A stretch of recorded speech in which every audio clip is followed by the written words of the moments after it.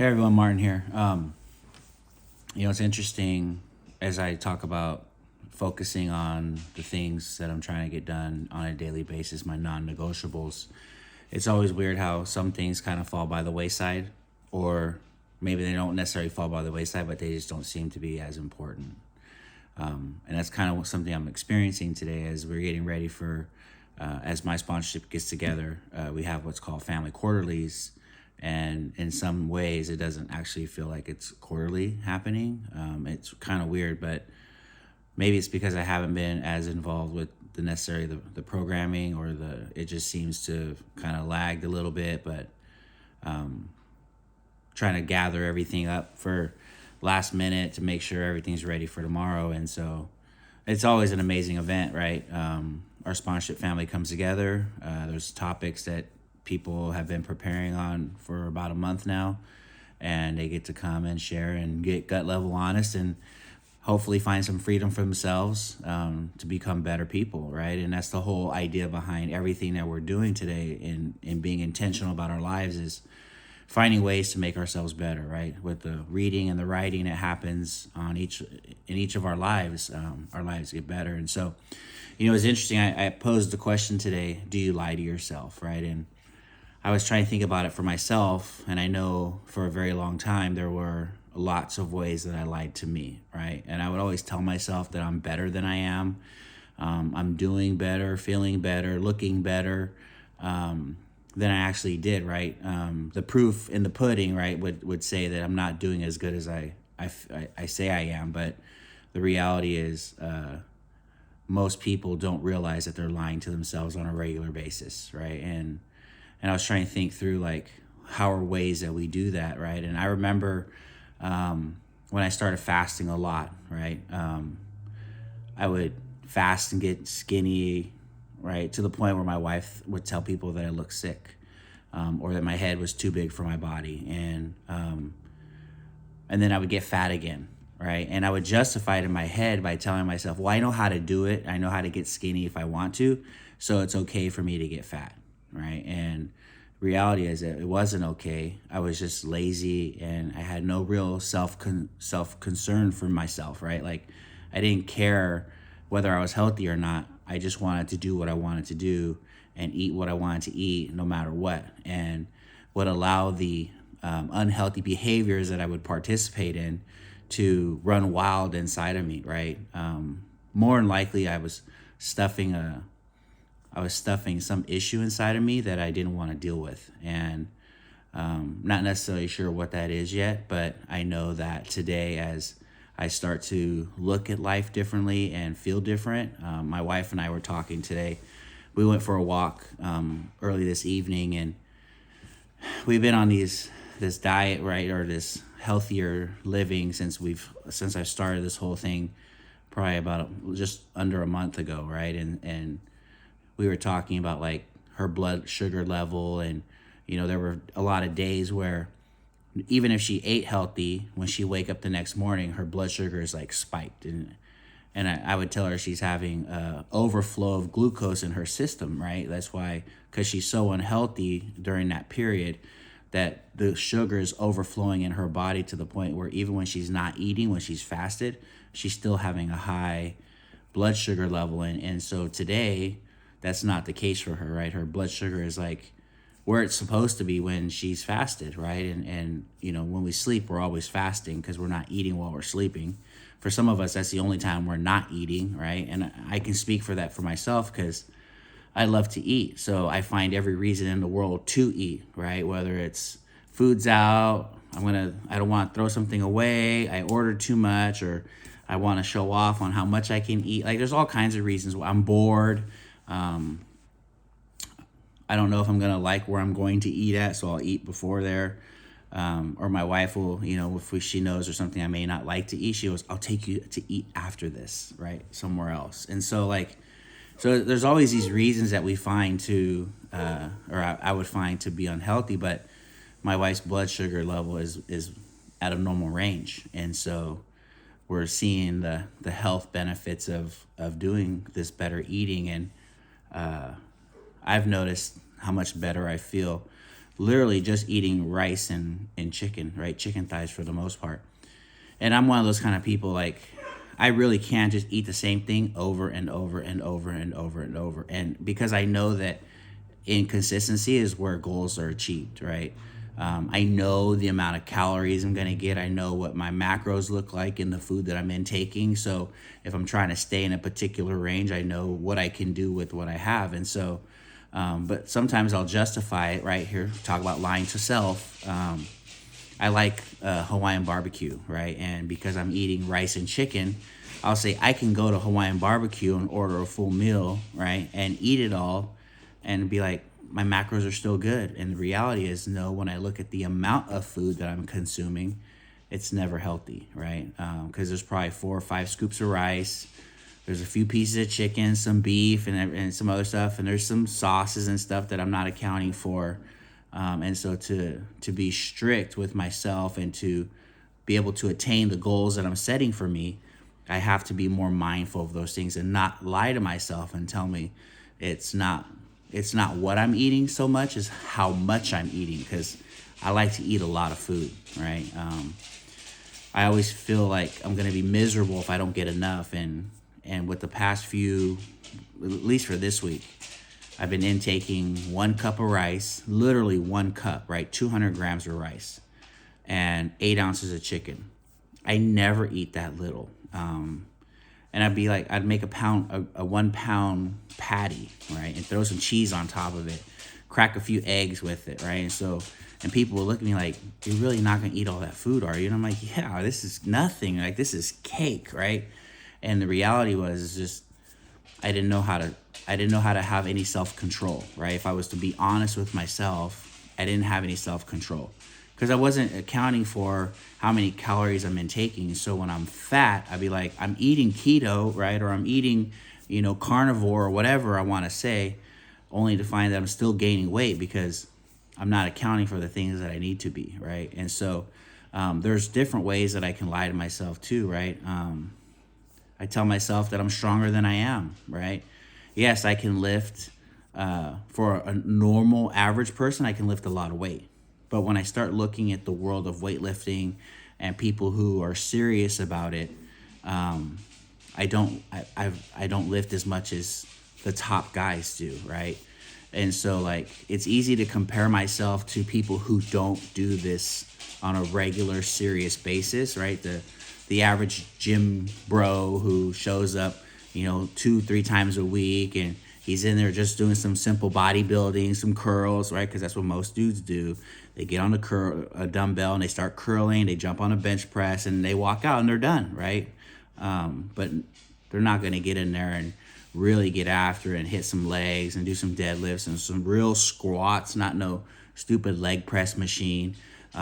They might lunge a little bit, but like when you're in a world where people are real serious about what they're doing, I'm not as strong as I want to think. I'm not as strong as I want to believe that I am. And those are some of the things where I have to start like taking into account, like when I talk about being serious and training with intentionality, right?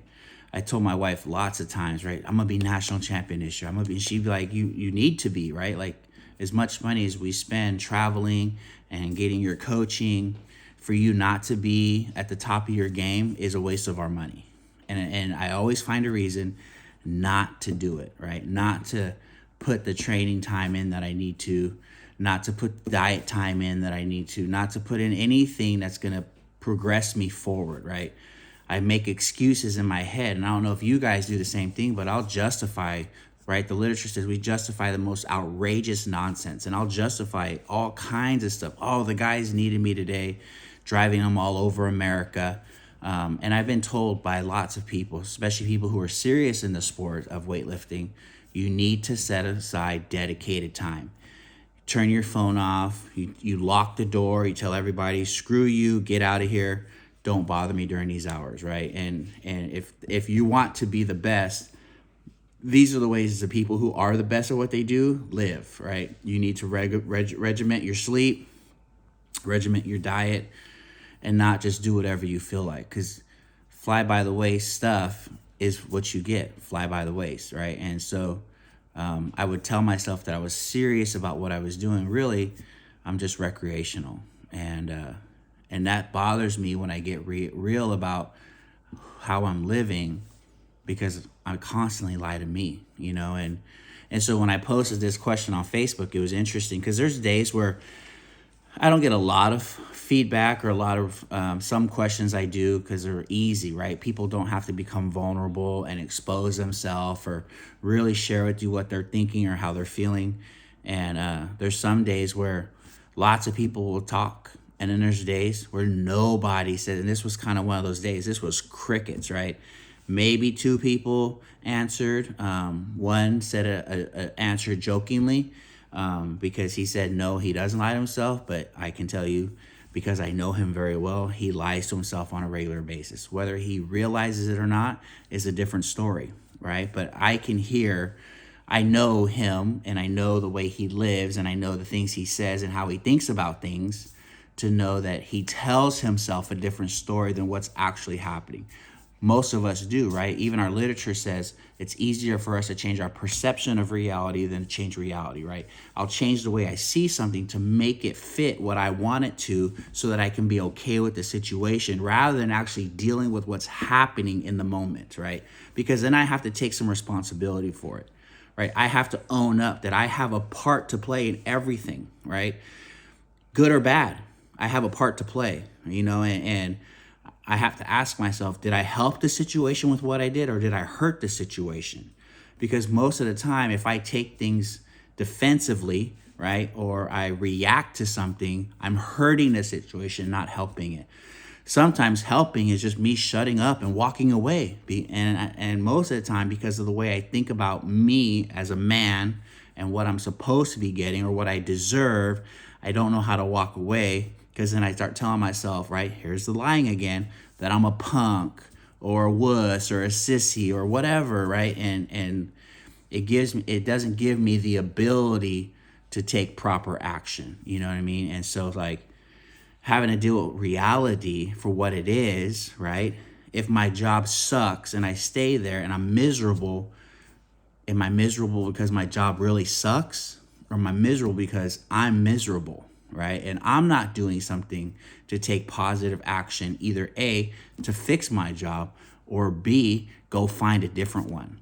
You know what I mean? And so, like, the other day I had posted that everything in my life ends and begins with me, right? I'm the one who's responsible for how my day goes. It was crazy. I was listening to this multi-millionaire, right? And he was interviewing these two people. I think it was a husband and a wife. And he asked him, he said, if I gave you $1 million, both of you, $1 million cash today, how would you feel? And they're like, oh man, we'd be excited. We would love it, right? And he goes, what if I made it 10 million? There's just one caveat. You don't wake up in the morning. And they're like, I don't know. And he's like, what if I made it 50 million? Would you be happy? And would you take the 50 million if you knew you weren't going to wake up again? And they're like, since you put it like that, probably not, right? And we get caught up in these ideas that more of something's going to make me happier, right? And what they had to realize was $50 million wasn't worth their life. But we lie to ourselves and tell us we're miserable when we realize that our lives are more valuable than $50 million, right? Our lives are more valuable than that, but yet we don't want to wake up and attack the world as if it is, right? Like, we lie to ourselves and tell us that life sucks and that things are not the way we want them to be, but we're not taking the actions to fix them, right? We're not doing the things we need to do to make what we want to be better. And so it's like, it's crazy the way that, people won't talk about them lying to themselves, because then they got to do something about it. Right? We lie about our kids and the way they act and the things they do, and we defend them even when they're wrong. You know what I mean? Oh, my kid was a good kid, even though he's bringing a gun to the store. Yes, because that happens in our community, right? Kids bring guns. He was only going to the store to get milk. Then what did he need a gun for, right? He wasn't going to do anything with it. But what did he need a gun for? That's what he got arrested for, because he had a gun, And so There's many ways that we lie to ourselves. The sad reality is that a lot of us don't want to have to deal with it, because then it requires us to take different actions. And sometimes it requires us to remove certain people out of our life because we have to come to the place where we realize they're not good for us, and that's a hard truth, and it's a hard pill to swallow. Because I want everything to be good, but the reality is I lie to myself, telling myself it's good when I know it's not. And what it does is, and this is where I keep talking about like the depression and the anxiety, because I start to focus on the things that aren't going the way I want them to, and I get caught up in some emotions and some feelings, and I can't find a way out of it because I'm not in the place that I want to be. Because I can tell you, I've never met a person who was happy who found themselves depressed, right? Because they're happy. So it's impossible to have both, just like having faith and fear at the same time. It can't exist. You're one or the other, right? And when I'm not happy with my present reality, I start focusing on the past and what it used to be like, and I get depressed because it's not what it is, and I get fearful about the future, that it's not going to be what I want it to be. And it's an endless loop, right? And so the reality is, like, what do I have to do for me to find me better, right? What do I have to do to be more honest with myself and tell myself the truth and be okay with it? And so that's part of the process of what I'm working through now. And I want to be able to walk others through that same process of not accepting whatever is available, right? But accepting what is right and what I need to do for me. And so I don't know if anybody's told you this today, but I just want to let you know that God loves you, and so do I. And I hope you have a great day.